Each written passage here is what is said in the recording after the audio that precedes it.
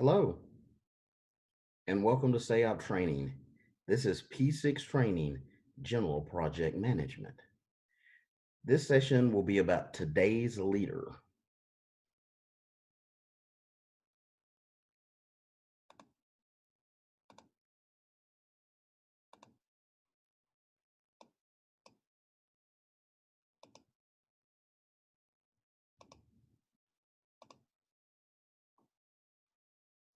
Today's leader. In today's office culture, as well as culture of selecting our students and participants, talent management is an organization's commitment to recruit, retain, and develop the most talented and superior employees available in the job market, just as we're attempting to recruit, retain, and develop the most talented students. Talent and culture, talent selection. How do you go about selecting your staff? So think about the last time you had to hire a new staff member. What did you do? How did you do it? How did you go about selecting that person? What personality traits or characteristics are you looking for in an interview? Think about those things. Think about all of that before you start. All of that starts as you begin to write the job description, post the job description, and recruit people to be in your employment pool. What personality traits, characteristics are you looking for in the interview?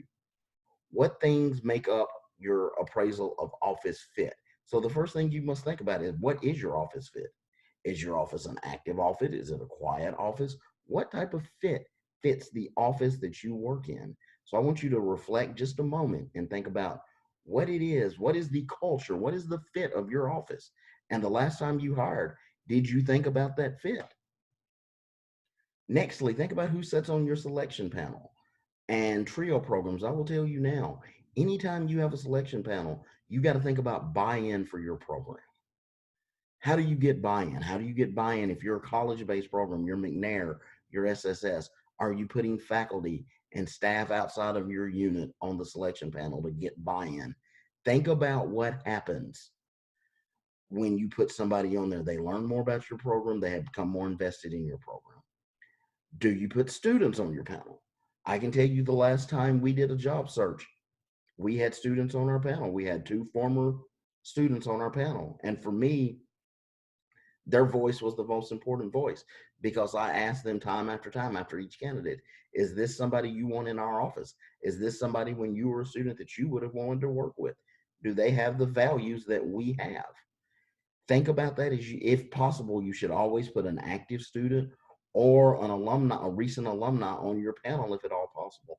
Pre-college programs, yes, it's not possible to put a student on there in most cases because they're minors, but absolutely you may want to think about having a parent on there, and you definitely want an administrator from your target schools, be it a teacher, guidance counselor, somebody, if at all possible, to sit on your search panels, as well as somebody outside of your unit at the institution or the agency, because once again, it's all about the selection panel helping you to create buy-in for your program. And as I said, does the selection panel include students and non-trio faculty staff?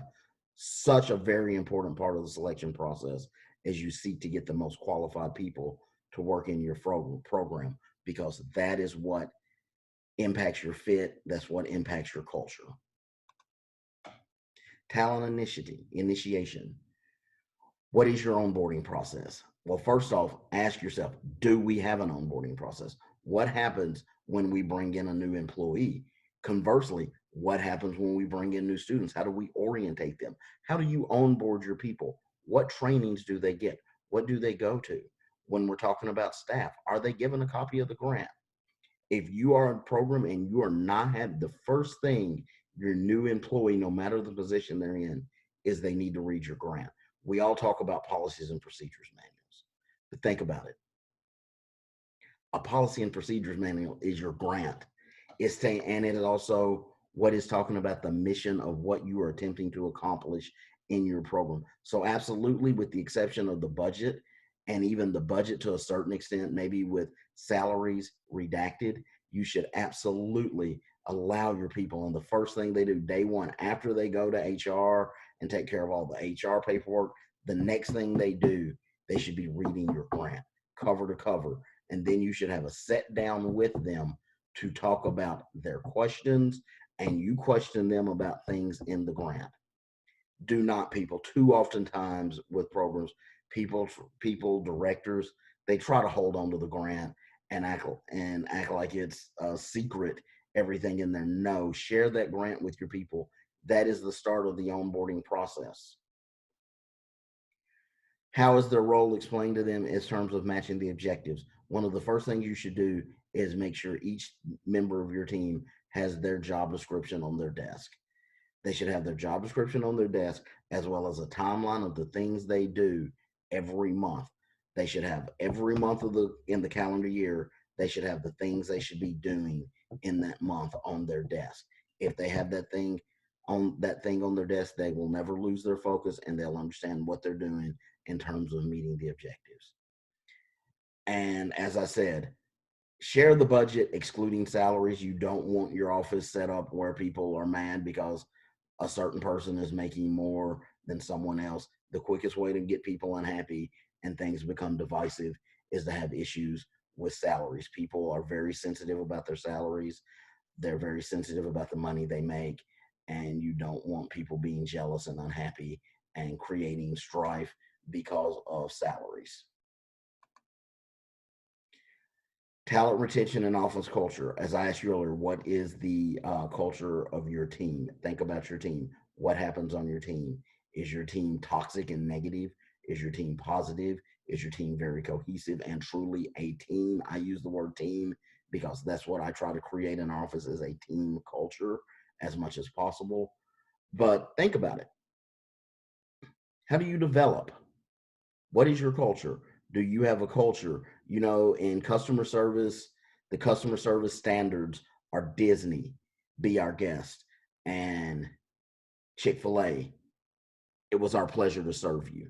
So think about those cultures. What is the culture when someone walks through your door? What culture are they experiencing? Are they experiencing a very positive, be our guest, come here, we're wanting to help you type of culture, a very positive, vibrant culture? Is it it's our pleasure to serve you, we're here for whatever your need is, Chick-fil-A type culture? You think about going to Chick-fil-A. When you go to Chick-fil-A, if you go to Chick-fil-A, I know some people do not, but you can't take away from them that their customer service is the brand standard. But when you go, you always see a line of cars around Chick-fil-A, and no one is ever upset when they're at Chick-fil-A. Chick-fil-A makes people happy, just like Disney, happiest place on earth. When people go under the sign, they're happy at Disney. You're always happy at Disney because the customer service standard is very high. When people come in your office, do they know they're going to get service? Or is your service quite toxic, like some other brands that are not known not to have a great customer service uh, customer service reputation? Think about it. Is it like they're mad, they're angry, they really don't want to wait? What do you want? Why are you here? You think about some fast food restaurants who have bad customer service reputations. It's like they're angry and they don't want to be there, and they're too busy worrying about something else or what's on their cell phone or talking to their coworker and not necessarily waiting on their customer. Think about that when a student walks in your office. Does somebody immediately attempt to help them? If they need directions, does someone walk them to where they need to go? Does someone help them check in? What happens when someone walks in your door? Because I will tell you, every time a student walks through your door, no matter what the project is, no matter what project you're working for, understand that student is there for a reason. If you're a pre-college program, they're there to get help. If you're an adult learner program, they're definitely there because they're ready to go back to school. And that one negative interaction could change everything. If you're a college-based program, that student absolutely could be walking in there about to make a departure decision, and you're the last person that may be able to talk them into staying. Always make sure the student gets help. Always make sure somebody, how may I help you? Let me help you check in. No, so and so is not here today, but can I help you? I will take a message for you. And on top of that, I will text message this person and tell them that you're here, and someone will be back with you. Make sure you have a culture that is positive. The students want to come into your office. Make sure the students understand that your office is a second home for them. That's the type of culture you need around your office. You don't need a negative, toxic culture. How is your staff developed? What training occurs? I'm going to tell you, directors. I know many of you are directors, and the first thing I'm going to tell you is let your people get trained. Whether you bring the training to them, there are many, many, many wonderful people in the consulting game that will come on campus for you if you want to develop your staff on campus. And in this new COVID-19 world that we're living in right now, who knows what travel is going to look like? I don't know that we will be traveling the way we once traveled to trainings and so forth. So you've got to be thinking about what is training and staff development going to look like in this new world. Are we having consultants? I believe moving forward, we're going to see a lot of people willing to get on the Zoom with you and do training like we're doing right now through Zoom, where you have some live sessions where you interact, or you're watching a recording like the one I'm creating for you right now. Think about it. We're not really sure how that's going to look, but that's one of the things you need to be thinking about, because your people are still going to need legs and regs training. They're going to need various different financial aid trainings. And like I said, there's a good opportunity to bring people to you, but you may also still have opportunities to go. How do you develop your training? How do you develop your team? Not only your team in terms of your professional staff, but how are you developing your tutors? How are you developing your mentors? How are you developing your teachers if you're a pre-college program like Upward Bound Math Science, or Veterans Upward Bound, who maybe have teachers out? How are you developing them? You need to think about and really take a long, hard look at their development. Are you taking advantage of HR trainings, management, and supervision? Your campus and your institutions and your agencies have a lot of wonderful training. And you think not only think about management training, but think about your financial aid groups that have training. TRIO programs are so unique, and we are so involved in so many different things. So absolutely, your folks need to be going to academic advising training and being involved with academic advising associations. They need to go to financial aid trainings that are not done by TRIO, but are actually done by the financial aid folks. We definitely need to be doing all of those various things to stay involved. K-12, you need to be involved in counselor associations and so forth. Think about as you talk about think about your talent retention and office culture.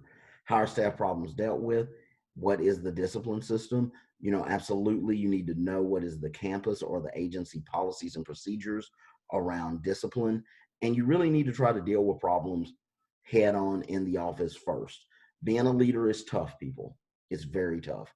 And you've got to figure out what is the best way to deal with problems if you have to deal with them. But also understand with that, what is the recognition system and reward system? Think about how you reward people. One of the best things I was ever told by a former mentor / supervisor of mine was reward people the way they want to be rewarded. And also remember that a culture of your office, she told me, a culture of your office should always be family friendly. That is how you recognize and reward people. When people understand that you care about their family time, people will work hard for you. So be mindful of that. Make your office family friendly, whether that's allowing somebody within university or agency, institution or agency policies and procedures to work flex time. Let them work flex time. Don't be angry. Another mentor of mine told me once, I will always remember what, and I'm going to say Gail Lecton's name just because I always like to say his name because he's such an influence in my life. He once told me when I was first a leader, I was very upset about time. I was just very conscious about people and their time. And he told me, if they're doing their job, look at what they're doing and don't get so upset about time. Don't cause an issue that's not an issue. And if you are so hung up on time, you're going to cause an issue. It's not an issue. He made me see that people work through their lunch, they work late. And if 10 or 15 minutes is a big difference, don't make it a big difference, because they're working 10 or 15 minutes when they don't go to lunch every day. That 10 or 15 minutes is being made up, or they're staying 10 or 15 minutes later. He made me realize that. Realize how people need to be recognized and how they need to be rewarded. Reward their good work. If people are working hard for you, make sure you put them in a position to be successful. Reward them. Make sure they have all of the tools they need on their desk. As we go through COVID-19 and all the things that's happened with COVID-19. I'm one that loves to reward my staff with stuff. I like to make sure they have stuff, iPads, Surface, whatever. I want them to have stuff. And one of the things we had in the last time of buying stuff, we bought everybody a new Surface. Who knew COVID-19 was coming, and having everybody a Surface on at their house now was going to make it easier on them through this pandemic that we're living in. And that was a reward that I wanted them to have, because I wanted them to have the best. But learn how they need to be rewarded on top of that. Not everybody's best reward is stuff. Some people, the best reward is praise. You did a good job today. Learn how your people like to be rewarded. Sometimes bringing somebody Starbucks goes a long way, just to say thank you for everything you've been doing the last couple of weeks. It's not much, but you know what? To that person, that may be a whole lot. Research has shown that organizations which operate in a high emotional level of intelligence will realize greater trust and sustain motivation, adaptability to change, and improve teamwork. I'm not going to read slides to you. That is one of the things I hate most about webinars and recordings. People sit there and read slides to you and they don't talk to you. I'm going to talk to you today. And research has shown that the brain be 31% more productive when operating in a state of positivity versus a state of negativity. That's true. You can have people on edge. If people are on edge, they're not working productively. If they're comfortable, if they're happy, if they're in a state of positivity, you're going to get so much more out of them, because they're going to give, and give to you. Understand that if you have that negative culture, that negativity in the air all the time, get rid of that toxic negativity and make sure people work best, the environment that they can work best in, when they can be positive.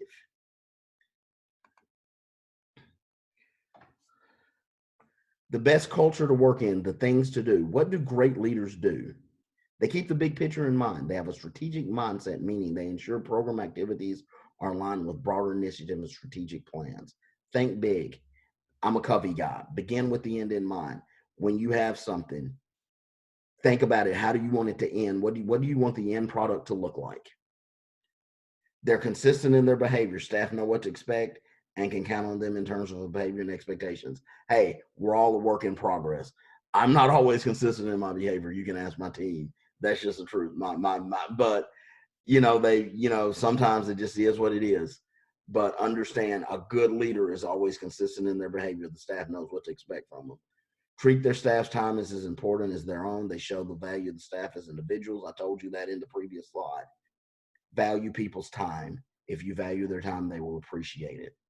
They're not afraid to question their own management. They welcome thoughtful, respectful, and honest feedback. I always say, have someone that can check you. Someone that's going to tell you, I think you're wrong. But you know what? You've got to talk to your employees. You got to talk to your teammates. And you got to say, hey, I need somebody to check me. Tell me if I'm wrong. Don't tell me what you think I want to hear. Tell me what is right. And when you can get to that level with your team, that you can trust them enough to tell you what is right. And I'm lucky. I'm very lucky. I have on my team 2 individuals that I trust absolutely to tell me what is right. Don't tell me when I ask you a question, I don't want to hear what you think. I want to hear what you think is right. I want to hear, and I value your opinion, and you can check me and I'm not going to get mad. You can say, I think we should do it a different way this time, and I'm going to listen to you. And earn the trust of those they manage. They're credible. And that's another thing I try to do. Right now at our team at Western Kentucky University Student Support Services, we've got 3 people that have been there for 10 plus years, but we've got 3 people that have been there less than 2 years. And, we are constantly trying to earn the trust of the people who have just started with us. And, that time of transition has been a great time of transition. I think we've grown so much because for quite a long time, we had 4 people who had been there together, and we just knew what the other one was going to do. We knew what their behaviors were. You could read them without talking to them. not always a good thing, but it's good to have that kind of consistency in your team, but also that also makes you complacent as well. So I've really enjoyed bringing on new people because they have made me look at things different, make me look at the way I've lead, also made me delegate things to others on the staff to say, you know what, you do it. And you constantly are now having to earn their trust so they understand that you're credible in your word. And, you know, one of the things I try to do with the new people on our team is get out of their way. You know, here's your decision, go for it. You know, I'm going to give you my opinion, but if you're strong enough in what you believe and you think it's the right thing to do, you know, we'll take a shot on this initiative or this idea you have. You know, trying to build that and be strong enough. And I know many of you are new directors and you're learning. I've been doing this for a minute, so and I've had been able to watch many wonderful people do this. But understand, get to that point where you can say somebody, if you want to buy that, you tell us which one you want, and if you think that's the one we need to get, we're going to get it. You don't have to run that by me. I trust you. I trust you. Get there with your team. Some things not to do: be intoxicated by your provisional power. Don't do that. I mean, you know what? Once again, I teach by talking about the path I have traveled, and one of the things I had to learn very early on by one of my actual colleagues on this panel for SAEOPP P6 training, Dr. Tracy Lyons. You know, many times over the years, Tracy's had to tell me, get over yourself. Get over yourself. Early on, I had to learn to get over myself because, and to make sure I did not become intoxicated with the power of being the director. Get over yourself. On my team at WKU, I have a wonderful office coordinator, data specialist, Kim Whalen, who will really quickly check me if I get out of line. Like, hold on, no, don't play the people pleasing game and don't abuse your power. Be consistent, be fair, treat people the way you want to be treated. And that's how I have learned over the years through many people being mentors to me and leadership models to me. Treat people the way you want to be treated. If you don't like it when somebody doesn't return your email, and I'm like the world's worst at returning people's email, trust me. But remember the things that upset you and bother you and the way people treat you, and don't treat your team that way. Be good to your people. Don't play favorites. While it's easy to enjoy people who are more personable, they can cause damage if you, and people will lose respect to you if they feel like you're playing favorites. Do not play favorites. You are going to work closer with some people and you're going to work better with some people. But realize that, you know, don't give one person certain perks over other people. Be consistent in how you treat everybody. If you are lax with everybody on vacation time, be lax with everybody. Don't be more lax with one person. Don't let one person come in 15 minutes late and then get on somebody else for coming in 15 minutes late. Do not play favorites. Be consistent. Do not go off half cocked. You know, every so often, yeah, I go up to 10, but don't go off half cocked. You know, try to reserve that. And that's, like I said, we're all a work in progress. And that's one of the things I'm still working on, because if you go off half cocked, sometimes you do more harm than good. I've done that before. And when you do that, I like to think of deposits and withdrawals. And going off half cocked one time, which I have done, caused me a lot of withdrawals from deposits I had made with my team that I had to go back and re-earn that. I had to say, I'm sorry, I was wrong. But still, I had to go back and reprove a lot of things because I went off half cocked in one situation and said some things I probably shouldn't have said because I was angry at a situation. And if I'm going to be mad, I'm going to make you mad too. And that was wrong. So you think about that. Do not go half cocked. Think about it before you say it if you can, and weigh risk versus reward. Avoid conflict. Most managerial positions involve addressing and adjudicating conflict situations. Therefore, leadership is not a place for conflict avoiders. If something's got to be dealt with, set the team down and deal with it. And then get people to deal with the situation as best you can. And don't feel threatened by the abilities of your staff. Best managers want the most talented staff they can have. Hey, I often tell people, I'm here to make you the best version of yourself that you can be. I'm not threatened by what you can or what you can do. I want you to be the best version of yourself. And there's a time that is going to be ready for you to move on to something bigger and better, and be ready when they move on to something bigger and better to be an asset in what they do. So good leaders do not feel threatened. So as we transition out of do's and don'ts of leadership, we transition into another phase of culture and talent, which is generational differences. We're in a very unique time that we're seeing 3, maybe 4 generations work in the workplace for the first time ever. And so understanding generational differences is very important. All generations have similar values. For example, family tops the list of all generations. With that respect, they have different things. Leaders must be trustworthy. Different generations do not have notable difference in their expectations of their leader, but they have difference in the way they interact with their leader. Above all else, they want a leader they can trust. Understanding generational differences. No one likes change, not at all. Stereotypes is older people resist change while younger people embrace it. That assumption doesn't stand up under research, which has found that most generations are uncomfortable with change and actually resist it. But if you think about it, loyalty depends on the context. I know many of our younger generation right now, they're considered not loyal because they will move. That doesn't mean they're disloyal.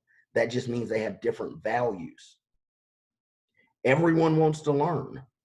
Learning and development are among the key issues brought up by people of all different generations. But what we've got to realize is people learn differently. Everyone wants to learn so they can do their job the best, but we all learn differently. Some of you are absolutely down right now to be on this recorded version of this leadership session, while others of you would much rather we be in a ballroom at some hotel in some city where you can have that one-on-one human interaction with me. I'm doing my best on camera to give that to you. But everything you do, think about how different people learn. And above all else, everyone likes feedback of some type. They just want it differently. One of the things I've had to learn as a leader, I hate with a capital H, and I don't hate many things because hate is strong, but I hate meetings. I hate staff meetings. I despise them. I think they're a waste of time because I think we can have a quick huddle. Yeah, this is the play we're going to run. This is what we're going to do. Ready, go, break. That's me. You're also going to get a lot of sports stuff out of me. I love to compare things to sports. But that's what I believe. Everybody huddle up real quick, 5 minutes. Let's talk about it. Let's go. I've had to learn over the years, and especially with a half new team, they need that weekly staff meeting. And actually, one of the things Dr. Tracy Lyons and I've been saying to people, out of chaos comes creativity. One of the things I've learned through this pandemic of COVID-19, we have a Monday morning 1-hour Zoom meeting. Much of it is about just some keeping everybody in contact while we're working from home. But what has come out of this is the people that need structure, the people that need that meeting, that they need a staff meeting so we can set out the goals of the week. That works for them. I've learned that it's just one-on-one, it's some structured contact that others need. And because of that, things have worked well for us. And that's just the different feedback that some people need. I don't necessarily need that. I can get a lot of that out of an email or a text message. But some people need that structured weekly contact. So everybody's on the same page. That's a generational difference that you've got to look at your team. As you look at the generations of your team, what do they need? Assess their needs. So keeping this tone of generational differences, we've got traditionalists. We've got boomers. Many boomers are still in the workforce. Gen X, what is sometimes termed as Gen Y, and we're starting to see the first parts of the Gen Zs come into the workforce, whether it is as student employees or whatever, but they're starting to arrive. So let's talk about recognition styles of traditionalists. Now, very, very, very few of them still in the education workforce, but they welcome long-term care benefits, catching up retirement funding that had been heard over different recessions and so forth. Personalized recognition and feedback is what they like. You look at boomers. Acknowledgement of their input and their expertise, prestigious job titles. They really love job titles. Boomers tend to like things, parking places, office size, our measurement. I've got the window is something that is important to a boomer because a boomer thinks in terms of seniority. So you start out in the small office, and then seniority often gets you to the next size office to finally get you to the office by the window or the one closest to the door, or in some situations where a parking spot might be important. Boomers care about those type of things. Talk about Gen X, my generation. They value stock options, rewards, workplace flexibility, non-top monetary rewards. Tend to be very informal. Which I said, I don't like staff meetings because I'm very informal. Publicly communicated, rapid. Uh, Telecommunications is part of who we are. One of the things talking about COVID-19, again, which is kind of, I'm going to continue to mention COVID-19 as we talk about leadership because it's tested the leadership of many people. But, one of the things I saw in a meme was of talking about COVID-19 and the quarantining across the country, and talking about how different generations were dealing with it. Well, my generation, Gen X, we're the first latchkey kids. We came home, we played a video game, we watched TV, we binge watched something before binge watching was a thing. We knew what cartoon we were going to watch after school, or we knew what show we were going to watch after school. And so when we were thrust into this quarantine COVID-19 world, it was like, we grew up doing this. So what's the big deal? Not that big a deal. I'm fine. I'm cool. I can sit here and play a video game and watch TV because that's what I did after school because my mom was at work. So, fine. Go to grandma's house, watch TV, or go home and as I got older, watch TV, play video games, get a snack.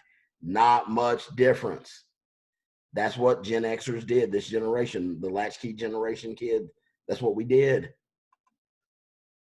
Moving on to Gen Y, are millennials and we'll use different titles for different generations as we move through this to hit them all. But I'll call regular informal communication, like to chat, use a lot of social networking. You're seeing this generation, once again, all this social networking of COVID-19 wasn't really bothering them too much because they still had their TikTok, they still had Snapchat, they could still had communication with people. And then with this newest generation that's coming in, social rewards, mentorship, the Gen Zs, once again, the online stuff, not bothering Gen Y and Gen Z very much. They plugged right into Zoom and we're ready to keep it moving. So as you can see here, this gives you a little bit of an idea about who is who. Like I said, we're seeing the end of the traditionalists because they're getting into their upper 70s. And the boomers, some of the boomers are in their early 70s, but they still some of them are still hanging on here or there. You're finding a traditionalist, but not too much. The boomers are starting to come to an end in the workplace because they're getting into their mid 60s. Still seeing a lot of the Gen Xers are stepping into higher leadership roles now, and the millennials have arrived. Some of them, the latter of the millennials are starting to arrive as we're starting to see, look at it, we're in 2020. And according to this slide, 2001 started the Gen Zs, and some of those are 19 years old now and starting to come into the workforce as student workers. And a year or two from now, they're going to be coming in as actual employees. So you are still really going to have 4 generations in the workplace and needing to understand how those 4 generations get along. Attitude toward authority. Your traditionalists, honor and respect. Yes sir, no sir. They respect authority. That's the boss. Although in our office we don't use the word boss because we're all a team. You look at your boomers, replace them, challenge it. They challenge authority. Gen Xers in times tend to ignore leaders. And with your millennials, you got to earn their respect. They're not going to give it to you. You got to earn it. And as you see, different people have different values. While I am a Gen X, I have a lot of baby boomer type values. And another one is technology. I mean, your traditionalists, they hope to outlive it, and some of them are still having to live in that world and adapt, learning to use FaceTime. Think of your grandparents or even your parents right now, and your grandparents. You're having to teach them how to use FaceTime. I know during COVID-19, so she could do some of her community work. I did. My mom had to learn how to use. Who is a traditionalist?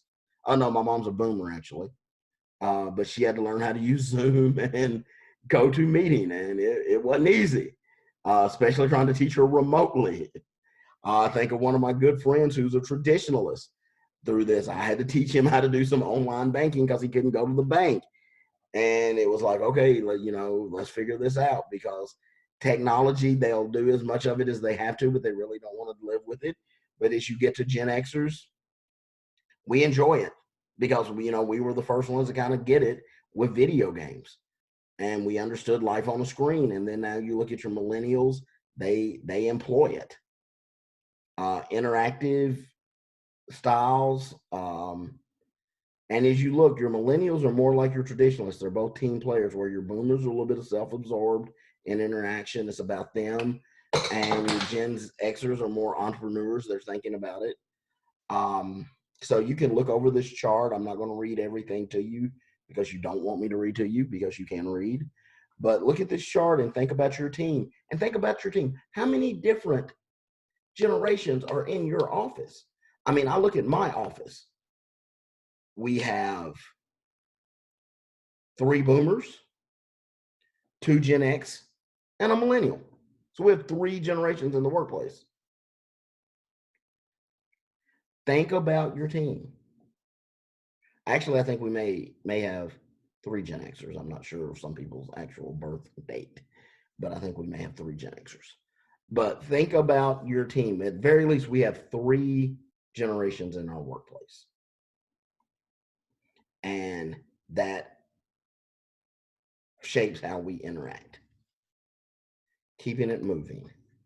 Dominant personality traits. You can look and see as you look from the greatest generation, also traditionalists, to boomers, to Gen X, to Gen Y, to Gen Z, Gen Y being millennials now. And I've heard some people trying to now task the Gen Zers as Zoomers. I don't know if that'll catch on or not, but you can look at their different personality traits, their dominant personality traits.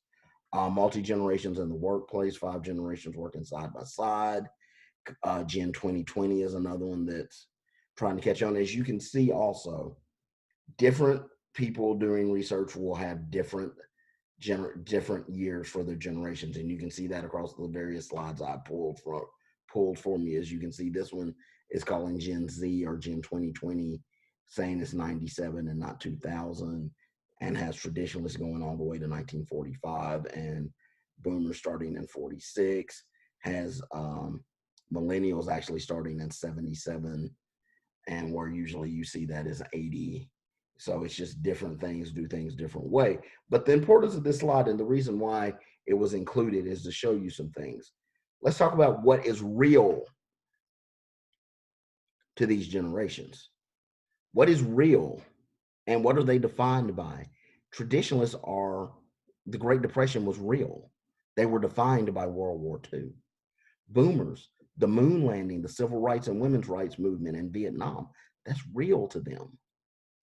Gen X, my generation, the fall of Berlin Wall, I still remember the wall going down. And, it was a moment for me this past year when I actually got to go where the Berlin Wall was, because I remember the wall coming down. And I remember one of my history professors had a piece of the wall. And even though the piece of the wall I probably got is just some brick and probably not part of the real wall, but still, it was important to me to get a piece of what they said was the wall, because I remember that. And I remember that's part of what defines my generation. We're defined by my generation, by the Gulf War, the internet, and mobile phones. I remember my first mobile phone. And now I can't think of life without a mobile phone, which is sitting right here by me right now. And I'm hoping it doesn't ring while I'm recording this presentation. You look at the millennials, 9/11 defines their generation. Google and Facebook, they don't know life without those things for the most part. And then you look at Gen 2020, Gen Z, whatever they're going to be called, apps. They live in an app world. They don't understand. It's an app for everything for them. They don't understand life without an app. They don't understand. I mean, I saw a baby. I tell the story a lot, Tracy, and I tell the story a lot when we present. I saw a baby, and the baby was upset in the restaurant, just having a fit. And they gave the baby the cell phone, and the baby, who looked to be maybe 2, knew how to use the phone. It got to the YouTube station that it wanted, and it was happy. Or you see people and the baby sitting in the grocery and going riding around in the golf cart, or I mean the grocery cart, looking at the pictures, and the baby is just as happy as it can be, because this generation understands social games through online, and tablets and devices are real to them because they have them at such a young age. Moving away from that and talking about some helpful hints from great leaders, lead by example. I've been told I lead from the middle, and that means I'm going to jump in there and do. If the box has got to be moved, I'm going to move the box. The office has got to be cleaned up, I'm going to do my part to clean up the office. I lead from the middle. I mean, I'm the first one. I'll crawl around in the floor and plug something up. I lead. How do you lead? Lead by example. I'm there to work with you. I learned that early on from one of the directors in the SSS program before I came director. We worked as a team, and he worked right there with us. We all do the same things. The box got to be picked up, I'm going to pick it up. The computer's got to be hooked up, I'm going to hook it up. Lead by example. If you lead by example, people will appreciate and respect it. One of the things you need to do from time to time, surprise your folks, say, go home, I got the office today. I do that a lot. My team I have a great team. I value my team. They're wonderful, and they do so much of the work that sometimes I get the credit for, but I never take credit for their work. I always give credit where credit is due. They did this. Marianne did this. Judy did this. Kim did this. I never take credit for their work. I want everybody to know they do the work. And I lead by example. And I'll say, hey, go home. Y'all go home today. I got it. I got the last hour and a half. Y'all go. Now get it going. Enjoy this sunshiny day, especially in the winter, and you get a good sunshiny Friday. Y'all get out of here and get a couple extra hours of sunshine and enjoying yourself. I got this. Understand. Give people time to dream. Leaders don't have to control every minute of somebody's day. Let people understand, and you're good with, if you need to get up and walk for a minute, get up and walk a minute. Do what you need to do. If you need to visit with somebody in another office for a few minutes just to take your breath, get up and do it. Because if you trust your people to do their job, they're going to do their job. Get out of their way. Give them time to dream. Understand people need a minute. I don't care if you take an extra 5 minutes at lunch, or you walked up to the bookstore today just because you want to walk up to the bookstore, because you know what happened when you walked up to the bookstore? You probably ran into one of our participants that you didn't see, or you stayed an extra 10 minutes at lunch in the cafeteria, and you know what? You probably ran into one of our students anyway. Do those things. Understand those things. Give people time to get out and take a breath and enjoy life. Look at your responses from another point of view. When in doubt, don't send out the email, and make the call, the meeting, until you feel clear, calm, and confident. Let's talk about taking a breath. So I call that taking a breath. And sometimes you got to go talk it out with somebody before you talk to the person that you really need to be talking to, so you can get clear, calm, and confident. But also sending that email. Once again, I've talked a lot about my team, my office coordinator / data specialist, Kim. A lot of times she'll tell me, don't type the email and let me read it before you send it, because more than likely you're going to cause more harm when you send the email. Sometimes Kim just has to say, let me deal with so-and-so. I got this person today. I got it. I know you're mad, and I know you don't like what they did, but I got it. Let me send the email. And you as a leader have got to be confident enough. You've got to be trusting enough to say, she'll get the job done and get the point across that we're not happy about what you did to us. But sometimes you don't have to blow it all up. Understand different people have different relationships in your institution, your agency, or your campus. And sometimes it might need the email may need to come from Mary Ann, who has a better relationship with somebody in the financial aid office and can get more accomplished because she has a relationship that I don't have. and it's fine for her to sin.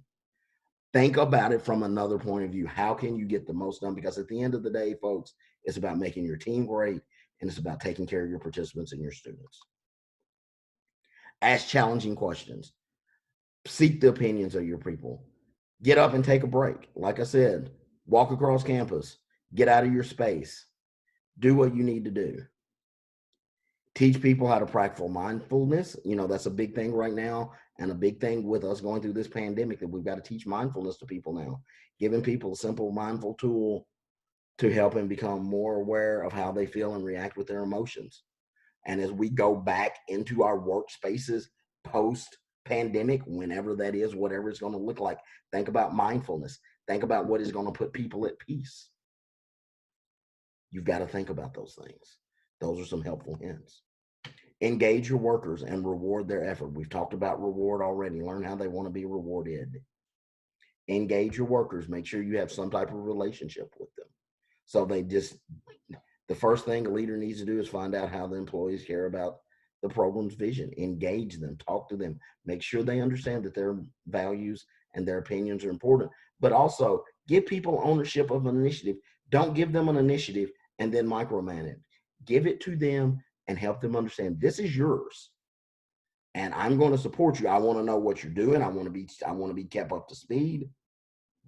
But short of a fundamental disagreement in how something is to carry out, I'm going to support what you want to do. If you think this is the way to run a certain program or a certain workshop, let's take a shot at it. I'm going to get out of your way and I'm going to support you. Some final thoughts.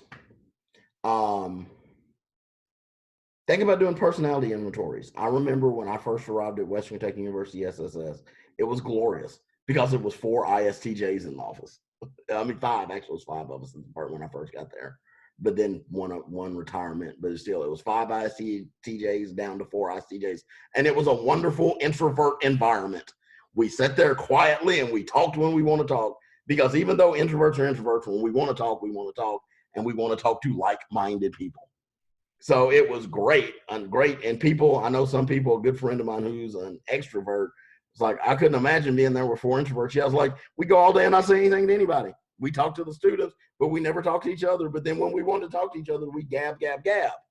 But it was great. And that's because we did the Myers-Briggs. So, one of the things you can do is some staff development. Do the Myers-Briggs and learn about people's personalities. I think that's a great tool. There's a lot of good free things out there about Myers-Briggs, and it can teach you a lot about people.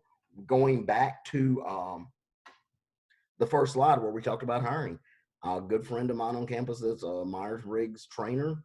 He's always, if he's available, he is always on our hiring panels. And the first thing I ask him after I talk to students, if we have students on the panel, Jim, what's their Myers-Briggs type? And he'll tell me in a minute they're blah, blah, blah, because Jim can ask somebody 3 or 4 questions, observe their behavior, and to about a 90% certainty nail them as far as their Myers-Briggs types. And he'll tell me straight up when we're doing hiring panels, this person's going to drive you nuts. So it's important to have those things. It's important to know. Color personality is a good one. 5 love languages teaches you how people want to be rewarded, as we've talked a lot about rewards. Another good one is the DISC inventory. And lastly, we have, this never got updated from the first time, but talking about knowing your leadership style. Are you democratic? Personally, I have a touch of laissez-faire. I have some servant leadership, but for the most part, I'm democratic transformational because I'm a consensus builder. I want to build consensus of what we want to do and make sure everybody is heard. So I'm dominant, democratic, transformational with a touch of laissez-faire because I will get out of your way, and a touch of servant leadership because I like to do for people. I like to do things. I'll put it together. I'll hook it up. I'll move it. So, just a touch. But we've got a lot of people out there who are servant leaders, and servant leader did not get on this, and neither did thought leader. But know what your leadership style is. Research that, knowing that helps you understand how you lead people. And I know some leadership styles have negative connotations with some of the people who are autocratic. That tends to be negative, and bureaucratic tends to be negative. But if you know that, you can maybe make it work for you and take away some of the negativity.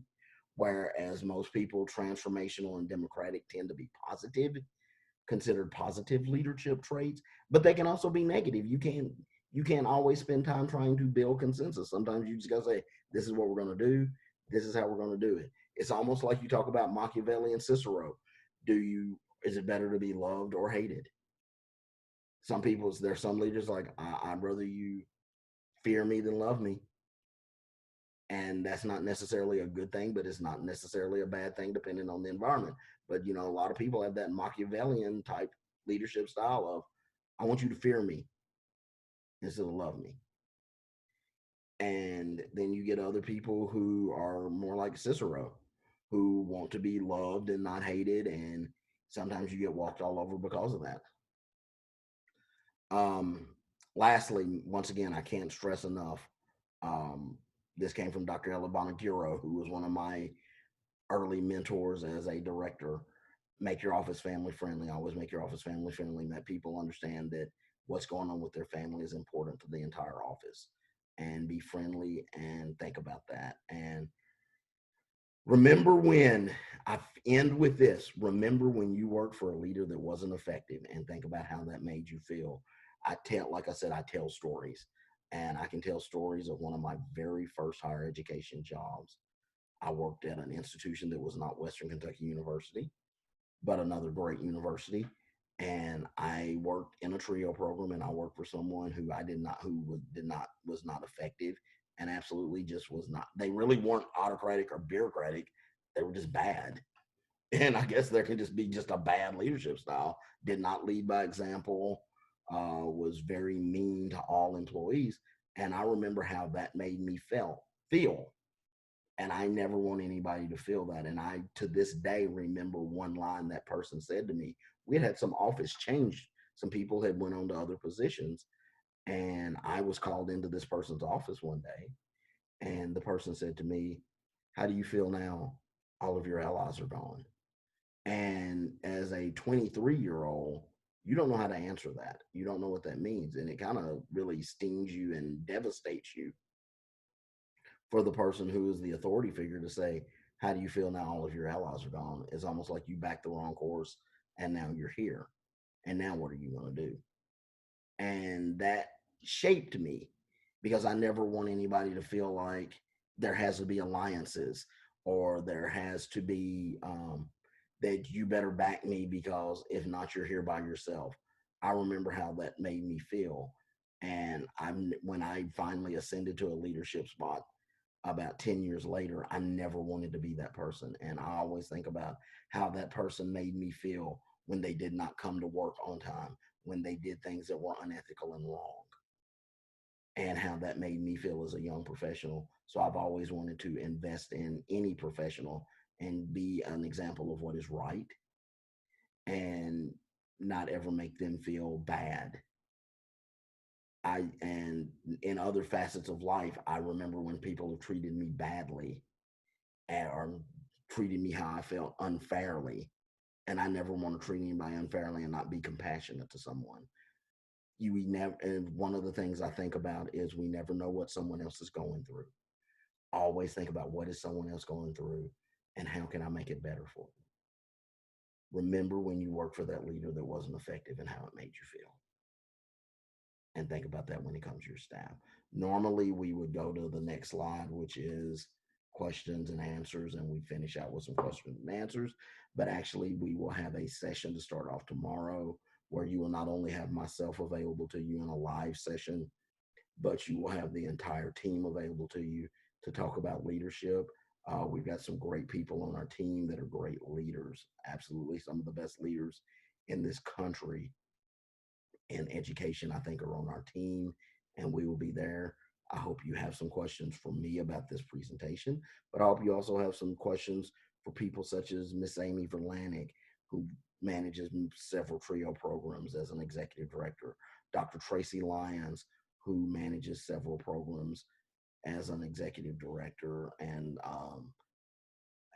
retention at her institution. So, we got a lot of great people across all of the programs, and talk about how Michael A. Jeffries, Ann McNair, Dr. Kareem Russell is on our team, Mr. Michael Maxwell, Mr. Tom Rowland, Miss Sharante Maxwell, great leaders, Miss Summer Bryant, just a dynamic leader, Mr. Matthew Donovan, up and coming dynamic leader, Miss Shawanda Benjamin. Um, Ask us questions, Miss Mary Meeks and Dr. Sydney Mitchell, great leaders in the veterans community, adult learning community. Be prepared to ask us questions. You have us in that live session, and we want to talk to you. We want to hear from you. We want to help you become the best version of yourself as a leader. With that said, I'm going to count down 3, 2, 1, and I'm going to stop this recording if I can figure it out. I can stop the share for sure. You see me full screen now? Yes, full screen with my stormtroopers. As I am now 3, 2, 1, going to end this recording. Thank you, everybody.